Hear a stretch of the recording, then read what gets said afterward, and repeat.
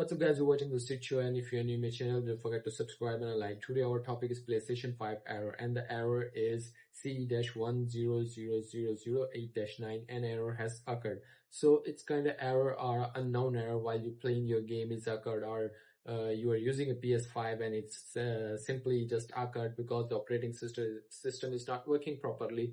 And I'm just going to fix this up, and here we go. I'm just sharing my screen on my left side, and here we are at the screen. You simply just check the update of your application is up to date or not. Here's a check it, and if needs to update, simply update and check the settings. Go to the system and check the system software update. If your system software needs to update, you must update. Sometime you're using older version, so it's not supported your application. And you must check the storage. Sometimes you don't have enough storage and your application needs to launch the application, needs the storage to launch the application. And sometimes the server is not working, the server is down. That's why it's occurred, because your application needs a server. And in the last, you just turn off your PlayStation 5 and go to the safe mode.